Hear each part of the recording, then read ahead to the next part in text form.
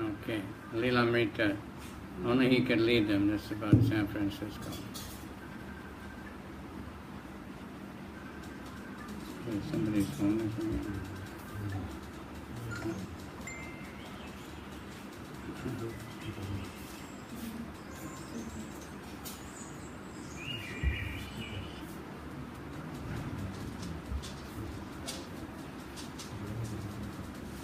Reporter, how does one have to do to become a member of your movement?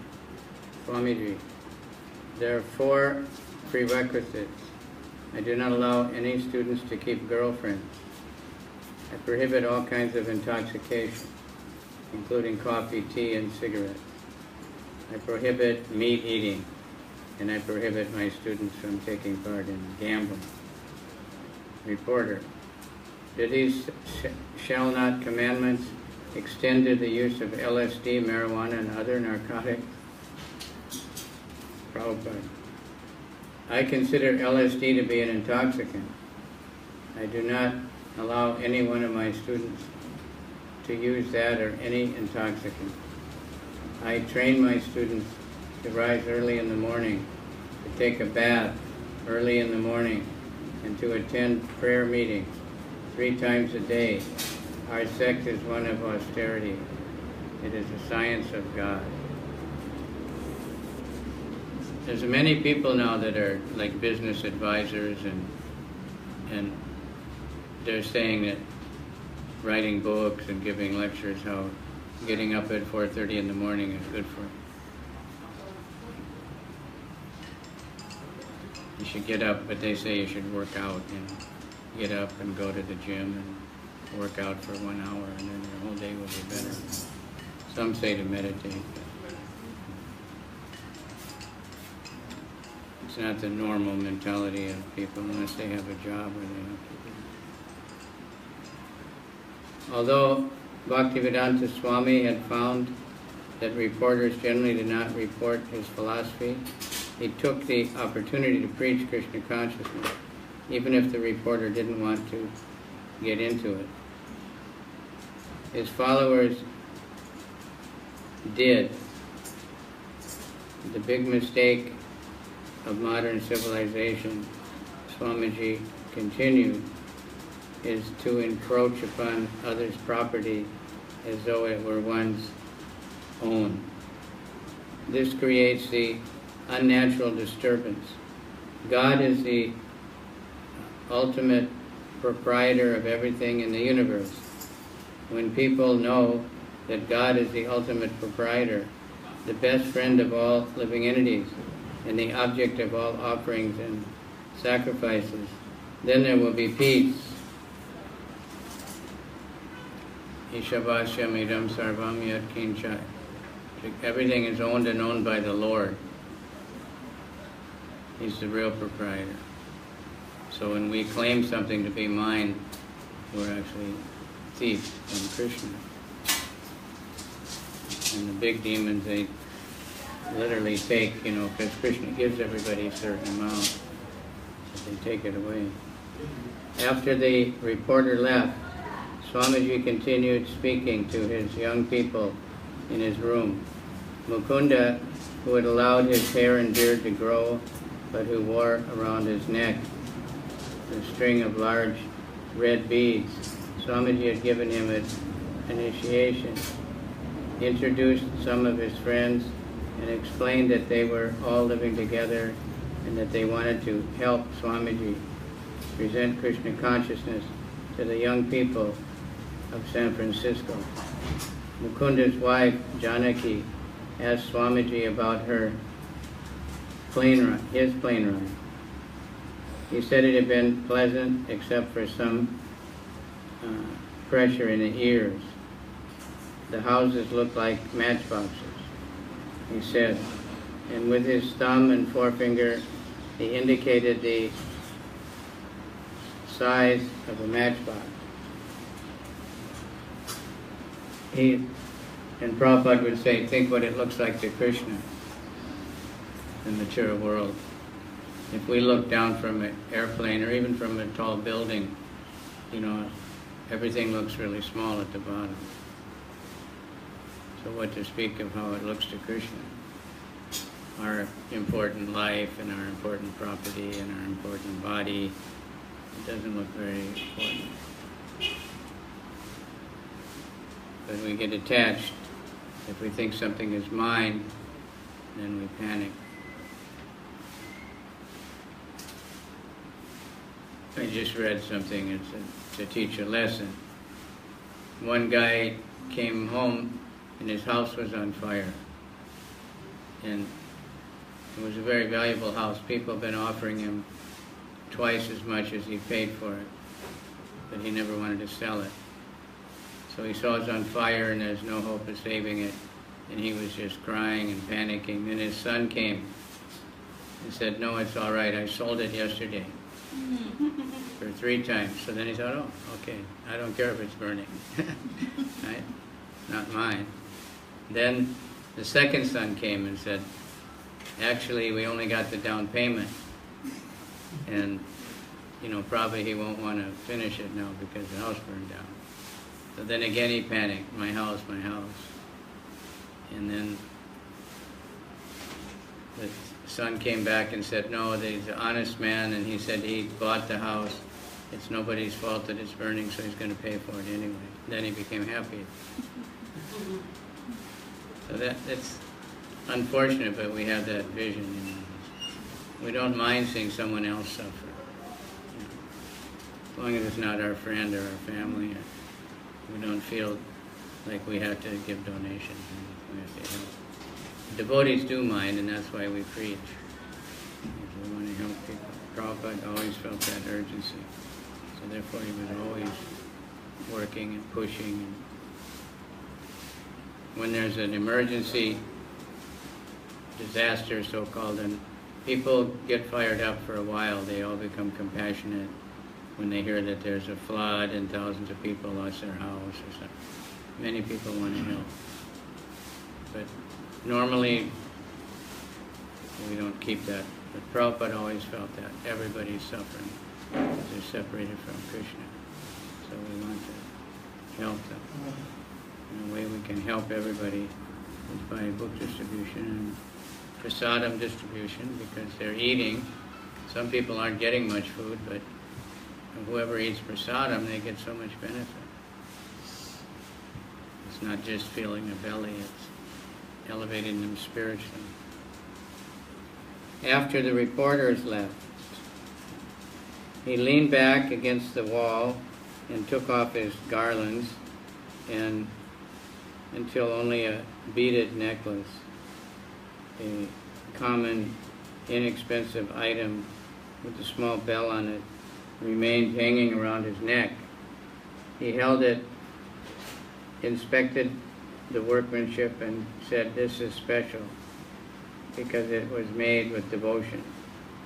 He continued to pay attention to the necklace as if receiving it had been one of the most important events of the day. Somebody obviously made it. When Swamiji's lunch arrived, he distributed some to everyone, and when Ranchor efficiently, though effortlessly, asked everyone to leave and give the Swami a little time to eat and rest. Outside the apartment and in the storefront below, the talk was of Swamiji. No one had been disappointed. Everything Mukunda had been telling them was true. They particularly enjoyed how he had talked about seeing everything from Krishna's viewpoint, like time. We have our time, ants have their time. The demigods, the lower demigod planets are, one of our 12-hour days is 6 months. To that, one of their 12-hour days is 6 months of our time. But to speak of Lord Brahma, his day is 1,000 Mahayugas. Then what to speak of Mahavishnu, because all the material manifestation comes in his one breath. comes back. Then what to speak of Krishna? And we're thinking, that's why we wonder sometimes why Krishna doesn't solve my problem immediately. Because we're in such a hurry. But even a few lifetimes is nothing for Krishna, or for the soul. Now we're just controlled by clocks. Have to run to catch the plane, catch the bus, get to work, right? Everything's on time. We have to get to Arctic on time. That's better. Time is a powerful factor. That night on television, Swami's arrival was covered on the 11 o'clock news, and the next day it appeared in the newspapers. The Examiner's story was on page 2. Swami invites the hippies, along with a photo of the temple filled with his followers, and some shots of Swamiji, who looked very grave. Swami had Mukunda read the article to him. San Francisco's largest paper, the Chronicle, also had an article, Swami in Hippie Land. Holy man opened San Francisco temple. The article began, a holy man from India, described by his friend and poet Allen Ginsberg as one of the more conservative leaders of his faith, launched a kind of evangelic effort yesterday in the heart of San Francisco's hippie haven. Swamiji objected to being called conservative. He said, how is that? In respect to sex and drugs, Mukunda suggested. Of course, we are conservative in that sense, Swamiji said. That simply means we are following Shastra. We cannot depart from Bhagavad Gita. But conservative we are not. Chaitanya Mahaprabhu was so strict that he would not even look on a woman. But we are accepting everyone into the movement, regardless of sex, caste, position, or whatever. Everyone is invited to come. Chant Hare Krishna. This is Sri Chaitanya Mahaprabhu's munificence, his liberality. No, we are not conservative.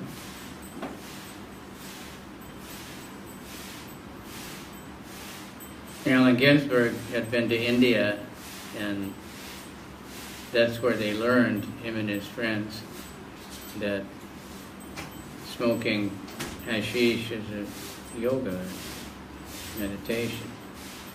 So he thought Swamiji is very conservative because they don't do that. Not liberal. Not allowing you just do anything and it's all right. But Prabhupada was realizing that he wasn't, the strict rules of no women in the ashram and everything. He didn't follow that. He had to do whatever is necessary. But not to the point of allowing intoxication and illicit sex and get all that, like so many religions have done. Right? To get more followers, they loosen up, reduce the principles. But then they don't really have anything. They're not the same as everybody else. Bhaktivedanta Swami rose from bed and turned on the light. It was 1 a.m. Although the alarm had not sounded, no one had come to wake him. He had risen on his own. The apartment was cold and quiet. Wrapping his chadar around his shoulders, he sat quietly on his makeshift desk, a trunk filled with manuscripts, and in deep concentration, chanted Mahamantra on his beads. After an hour of chanting, Bhaktivedanta Swami turned to writing. Although 2 years had passed since he had published a book, the third and final volume of the first canto, he had daily been working. Sometimes on his translations and commentary on the second canto, mostly on Bhagavad Gita. In the 40s in India, he had written an entire Bhagavad Gita translation and commentary, but his only copy had mysteriously disappeared. Then in 1965, after a few months in America, he had begun again, starting with the introduction, which he had composed in his room in 2nd Avenue. Now thousands of manuscript pages filled his trunk, completing the Bhagavad Gita. If his New York disciple, Hayagriva, formerly an English teacher, could edit it, and if some of the other disciples could get it published, it would be an important achievement. Prabhupada had written that Bhagavad Gita in India, and then in his Back to Godhead, he was asking for donations, and somebody in South India offered, so he went to get that donation. When he came back, it was gone. He suspected his son, but he couldn't prove anything. I don't know who else. The son and the mother were not happy that Prabhupada was preaching. He said he's not concentrating on making money enough. He's preaching too much, translating. So they were not happy. Even after Prabhupada disappeared, his son was a demon, trying to get the whole movement. Publishing books in America seemed difficult, more difficult than India. Even though in India he had been alone, he had managed to publish 3 volumes in 3 years. Here in America he had many followers, but many followers meant increased responsibilities. And none of his followers had yet seemed seriously inclined to take up typing, editing, and dealing with American businessmen. Yet, despite the dim prospects of his publishing his Bhagavad Gita, Bhaktivedanta Swami had begun translating the entire book. Chaitanya Charitamrita, the process of Vaishnava auspicious.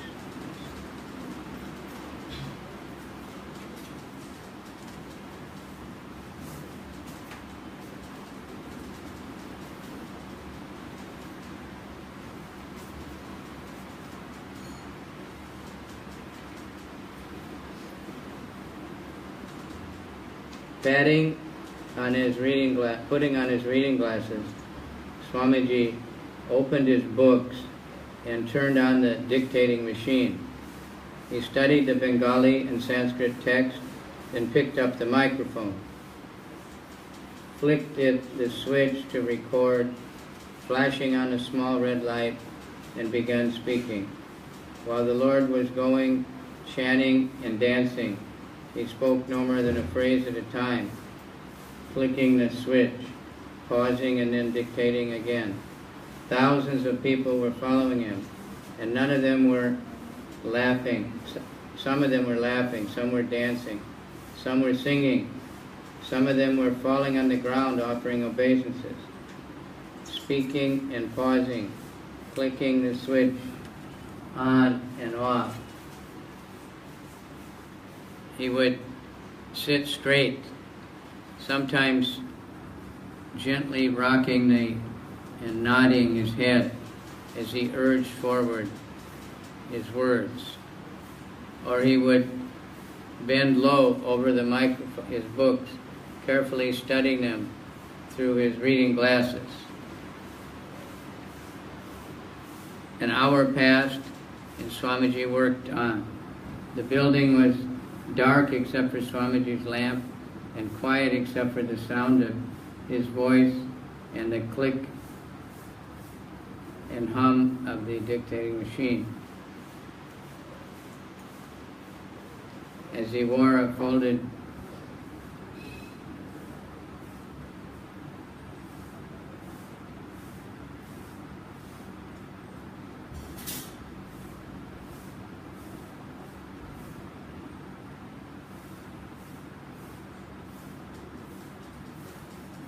Excuse me.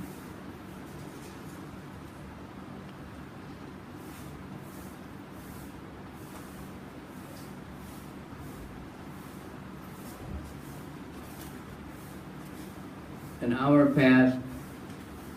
The situation at night with the surrounding quiet and him at the transcendental literary work was not much different from the early morning hours in his room in Radha Damodar Temple in Vrindavan, India.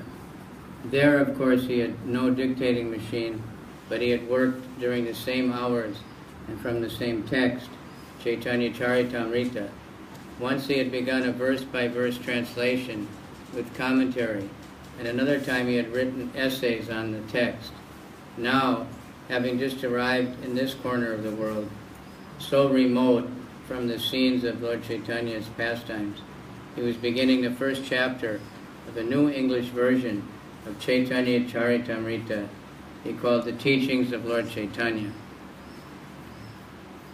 He was following what had become a vital routine in his life, rising early and writing the parampara message of Krishna consciousness, putting aside all other considerations, disregarding present circumstances. He would merge into timeless message of transcendental knowledge. This was the most important service to Bhaktisiddhanta Saraswati.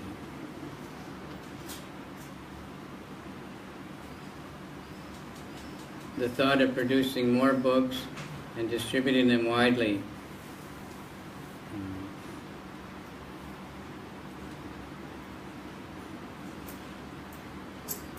inspired him to rise every night and translate.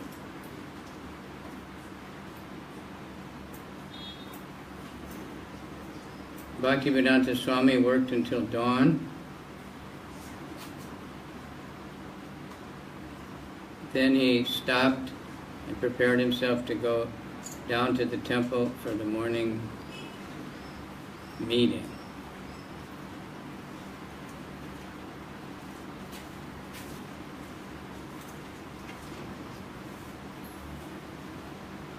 Although some of the New York disciples had objected, Swami was still scheduled for the mantra rock dance at the Avalon Ballroom.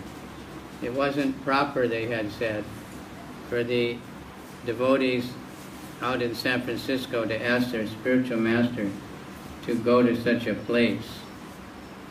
It would mean amplified guitars, pounding drums, wild light shows, and hundreds of drug hippies. How could his pure message be heard in such a place? But in San Francisco, Mukunda and others had been working on the mantra rock dance for months. It would have thousands of young people, and the San Francisco Radha Krishna Temple stood to make thousands of dollars. So, although among the New York devotees, Swamiji had expressed uncertainty, he now said nothing to deter the enthusiasm of the San Francisco followers. Sam Spearstra, Mukunda's friend and one of the Mantra Rock organizers, explained the idea to Hayagriva, who had just arrived from New York. There's a whole new school of San Francisco music opening up. The Grateful Dead have already cut their first record.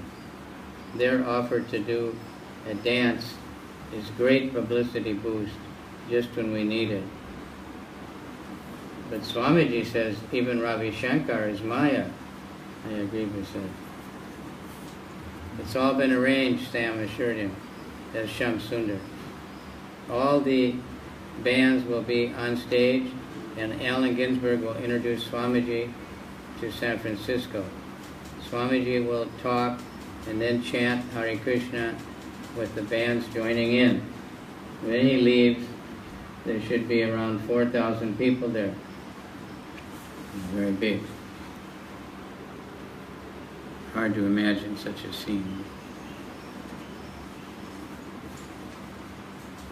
Bhaktivedanta Swami knew he would not compromise himself. He would go chant and then leave. The important thing was to spread the chanting of Hare Krishna. If thousands of young people gathering to hear rock music could be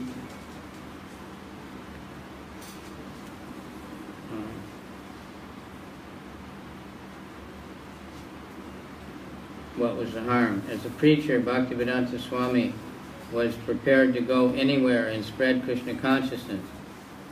Since chanting Hare Krishna was absolute, one who heard or chanted the names of Krishna anywhere, anyone, in any condition, could be saved from falling to the lower species of the next life.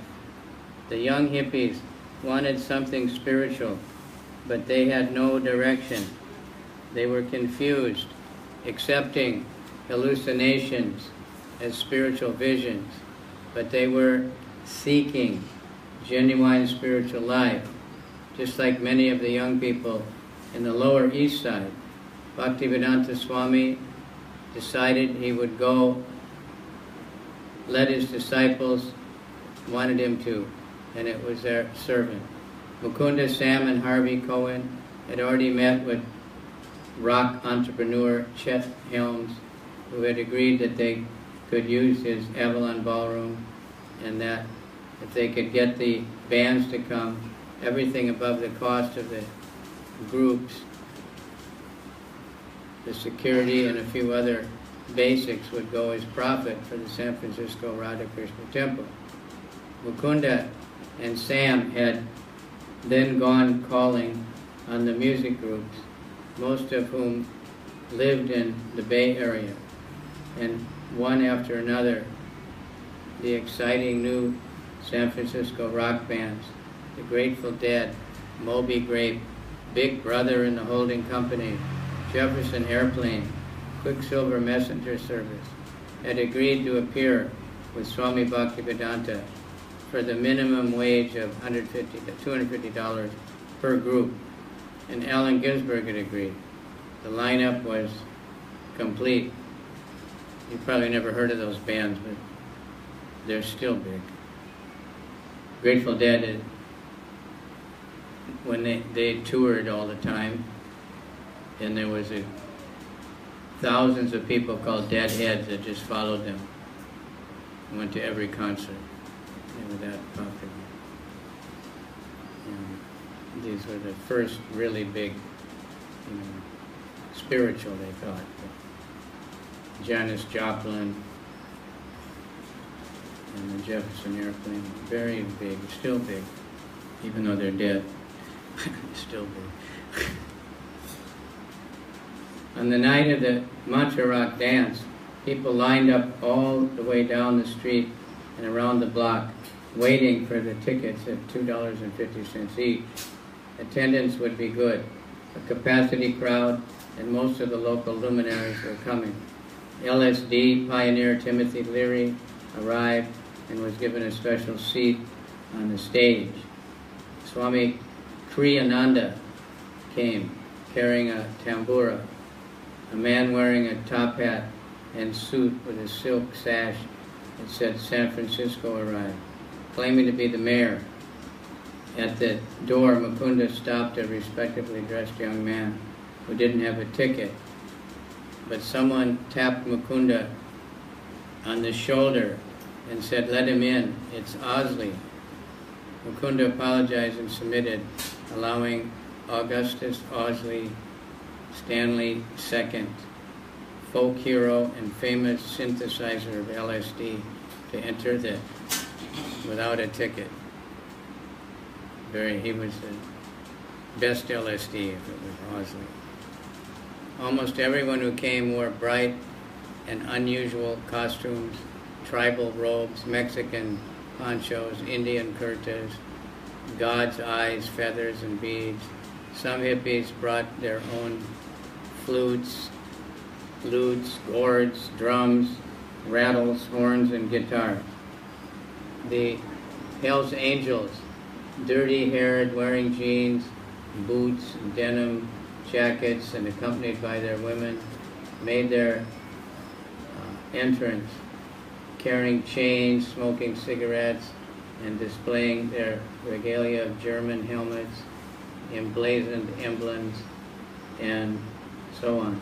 Everything had but their motorcycles, which they had parked outside.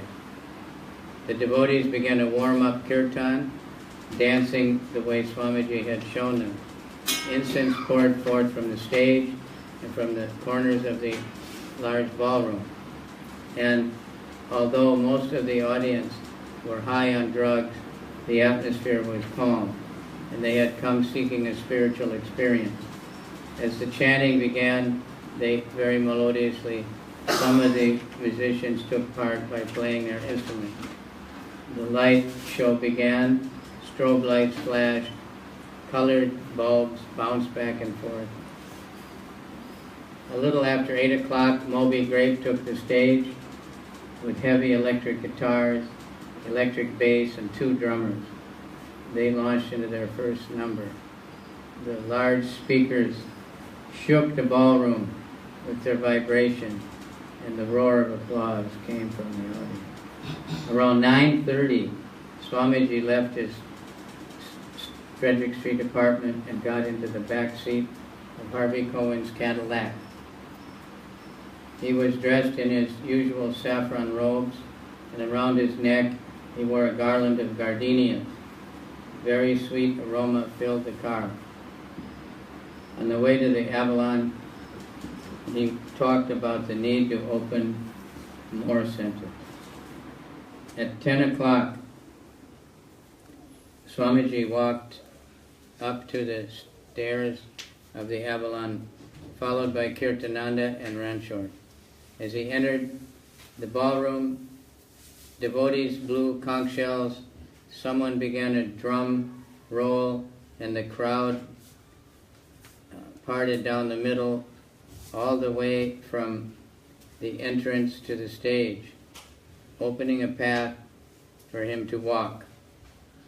He held his head high, and you're going to turn on a flashlight.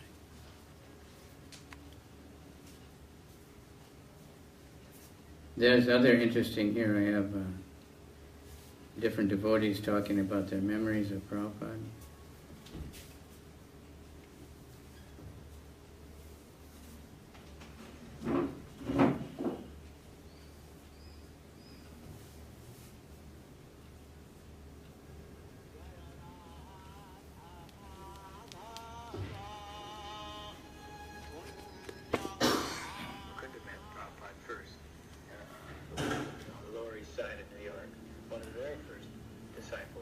This went dead also. And he came out west to meet me, and at that time my girlfriend Malati became Malati, and convinced us by his example that Srila Prabhupada, we was just called the Swami then, was his spiritual master. And knowing Mukunda so well, and Jamuna so well, and seeing them so convinced by one man, I didn't accept immediately. I spent about 3 months skeptically watching them. They give up meat eating, drugs, intoxication, gambling, sex, everything. They give it up. And I was still doing all those things. And I just was waiting for the armor to crack so I could say, you see, he wasn't the right guy after all. But after 3 months of that, I just had to throw in the towel and say, hey, if this guy is happy all the time, doing what he's doing, and I'm always unhappy, why not give it a try? So I accepted Prabhupada through my friend. But the moment I saw Prabhupada, I knew that I made the right choice. And my first personal interaction with Prabhupada was the day after that dance at the Avalon Ballroom. He was living in an apartment above the temple on Frederick Street. And he had asked Mukunda, I think, who had put on this dance, who was responsible for this dance, and he said, well, Sam. Oh, bring him here. So he introduced me at that time. And I said, you have made money? How much money did you make last night? And I told him I thought it was about $2,000. I wasn't sure. That was really Melanie's department. She collected the money at the gate. And he said, oh, in those days that was a lot of money, especially for the Hare Krishnas. And he said, well then, those who make the money should know how to spend it. Do you know bookkeeping? And the rudiments not much. Then I will teach you. That every day you come here, first he had me come over and sit beside him on his vyasa, something like this. And he had me going to bring some paper and he began to show me double entry bookkeeping expenses and costs. And meticulously he would have me bring the books up every day. If they missed by a few pennies, he was even on the case. You could see I wasn't really, my heart wasn't just bookkeeping, but being a treasurer at all.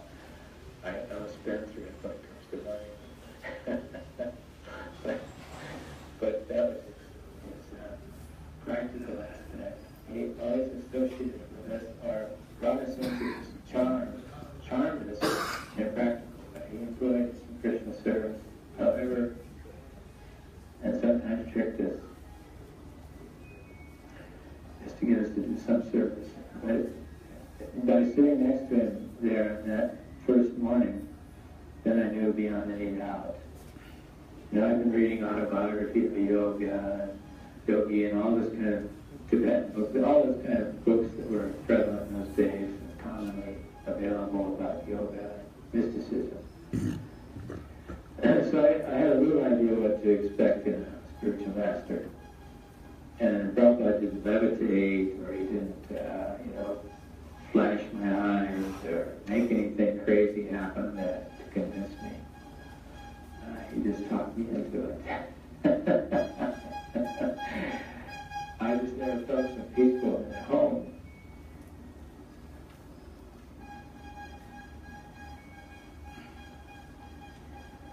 But that was my constant desire, to be with him all the time as much as possible. It was the best feeling I ever had. I tried every kind of intoxicant there was, every kind of sensual thriller could possibly be in those days available. And nothing matched that peace, and tranquility, and exhilaration of being with Prabhupada. That's what I liked. The exhilaration, the excitement of it. He was almost like a pirate. We were all members of his crew. We were fearless too. He told us, that's right, he made it very clear when we were first starting out. You stay high when you chant. You get high when you chant. You get high when you chant. There's nothing to fear when you chant. There's nothing to fear when you chant. Those were his main ways of selling us on this idea. And it worked. I mean, everybody experienced a high. Prabhupada would come down every morning at 7 to the temple room, and every evening at 7. And personally, the kirtan, for an hour, we would have these hour-long kirtans every morning and every night. Just the same old standard melody, none of this fancy stuff, no Namo Vishnu Padayas, no, nothing about Gauratai or anything else, just straight Hare Krishna. And the hippies off the street who were there and the early fledgling devotees we would get loaded out of our minds. When Prabhupada would stop the kirtan, everybody would just go like this, wow, I feel great. And that's what it looked like. He got us on that. And then he would lecture, but not long ones, 15 minutes, simple. And then he would go upstairs. And every day he did this, for week after week after week. We did a few blocks from the temple, and one time there was no money for rent. I mean, I was working as a carpenter, not making very much, and supporting family. And a few of the other devotees, like Jayananda was a taxi driver, and he was giving all his money. And a few other devotees had jobs that maybe less than 10%, but everyone else was a hippie, So there was never enough money because he was feeding everybody on the street every day, and there was rent to pay, and so on. And gas to put in our cars to go out and do programs and so on. So we were really in a bind. There was no money for rent. We were behind about 2 months, and we were in very grave danger of being evicted. The landlord severely got down on us. Malti and I walked out on the street, on Ashbury Street, in front of our place there, one morning early to go to the temple, walk to the temple for kirtan. And there were all these $100 bills blowing down the sidewalk.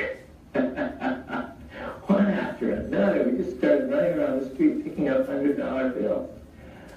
No one ever, there wasn't a person on the street. No one ever figured out where that came from. But these kind of things, I could always harken back to the magic days of Prabhupada. These are kind of things we began to expect of Krishna.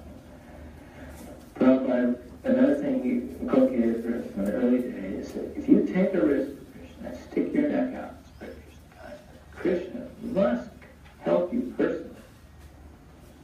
And those who see Krishna closest take the biggest risk for him. And we tested that to the max. And it worked. We got to see Krishna. We got to see $100 bills rolling down the street. This spirit has died down. This spirit has died down. We're too comfortable. One time, I remember someone asked him when we'd taken a stroll down down Haight Street. There were thousands of hippies gathered in the street on a daily basis, and we walked several blocks down the street to the temple. And somebody asked him, Prabhupada, what? Swamiji. He wasn't Prabhupada yet. Swamiji, what do you make of all this? And he looked at the person like, no big deal. I'm a Calcutta boy. This is nothing.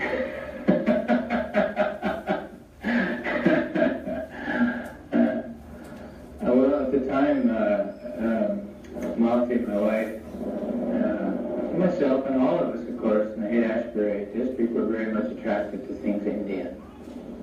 And there was a new shop in town in San Francisco down on Fisherman's Wharf called Import Plus or something like that. Import Plaza. And they always had a lot of Indian stuff in there. And we, especially Malti, used to shop there a lot. She was a bit of a kleptomaniac, too. We didn't have much money, so this is from the hippie days, going out with bags of groceries and stuff out of the soup. Anyway, I don't know if I should say this, Malti, but please forgive me. She saw this little doll. I mean, there were three of them, 3 bins full of 3 distinctly different dolls. And something attracted, she caught Jagannath, Lord Jagannath, Krishna. The big eyes and the black face. And I wasn't in the room when she showed it to Prabhupada, but apparently she just, as a matter of interest, asked him one day, what is this? And I just blew Prabhupada's mind. He fell down on the floor and started bowing to it. That's what she told me. And he saw it as a great sign that Lord Jagannath wanted to come and live in San Francisco. So he asked her if she knew anyone who was a carpenter. At that time, I was the treasurer at the temple. And she said, oh yeah, Shamsundar, he likes to carve wood. So Prabhupada called me out. And he had the little figurine, and he sketched it a little bit different for me. I had a drawing of some kind. And I said, sure, I can make this. And I went down to South San Francisco, where there was a harbor, barge dismantling yard. And they always had big timbers of wood there. In fact, all the Jagannaths I made from there on out, London, and every place, I always went to the barge dismantlers to get the big pieces of wood. And anyway, I got the wood and started carving it in on the roof of our house on 8th Street. And Prabhupada was very curious how it was coming all the time. Sometimes he telephoned. Bhaktivedanta Swami here, he'd say,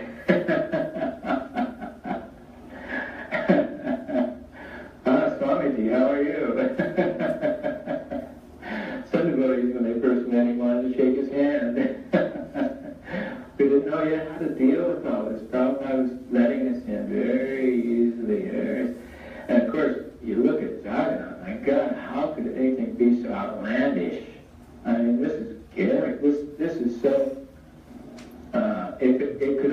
happened in 1967 in the Haight-Ashbury at San Francisco, California.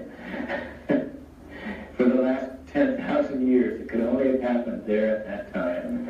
That people would automatically, without batting an eye, accept this as God. And go with the program. Oh, that's God, okay. Cool. At least we know what he looks like now. So, one day Prabhupada paid a surprise visit to my apartment. I was carving on a roof of the, and there was a window that connected the roof with the apartment.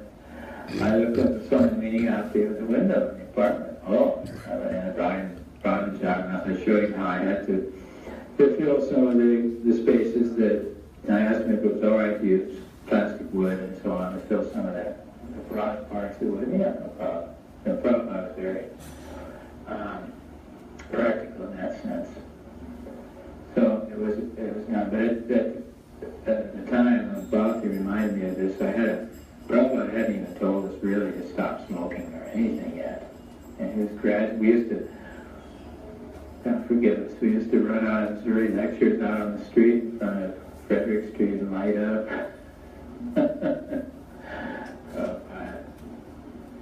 Anyway, I had a pack of cigarettes sitting on the floor there, and Prabhupada just walked by him with his cane, went, boom, and knocked him across the room. He just kind of looked at me and said, "You shall not smoke cigarettes anymore." And we had a dog, too, in the apartment.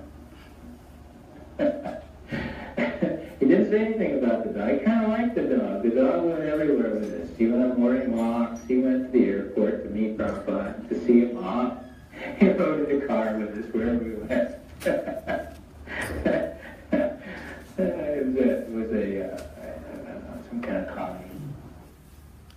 All right. That's Shyam Sundar. He was, his book just came out. He was with Prabhupada. So I remember whenever we saw Shyam Sundar, we knew Prabhupada was there. He was a secretary. He organized so many things. He was the main friend of George Harrison and the Beatles. He's the one that figured out to find the Beatles. So many things. So he has great memories. We've been waiting for his book for many years. So we can learn something and get inspired. They didn't have anything, they just, when they went to San Francisco, they had nothing. They didn't have any books. They had only the one set of the first canto of Srimad Bhagavatam. That's all they had. And they just had, and only Mukunda and Janaki had really knew Prabhupada. Jamuna had spent a week or two, and they were just so fired up, they made devotees. Just remembering that. So it can be done, and they organized that big dance festival. And you heard what Prabhupada, afterwards, he called him, and he just said, "How much profit did you make?" And when he told him, he said, "Very good." He didn't say, what's the use of all these intoxicated Hell's Angels and everybody. He was happy. And Prabhupada had Allen Ginsberg start the kirtan. And then later Prabhupada took up the kirtan, because Allen Ginsberg was so famous. Jai, Srila Prabhupada ki Jai. So everybody's tired after 3 days of intensive study, right? Right? Somehow. Too tired to even say. Should take pictures sometimes in the audience. So we have to apply what we learned. Pick out something and apply it. All right? Hare Krishna. These microphones, if you don't put it all the way, then it balances. It doesn't keep falling down. Please, we all have to go on the whole now. If you go from here, it will start looking for you. So it's better to go from here. Please, huh?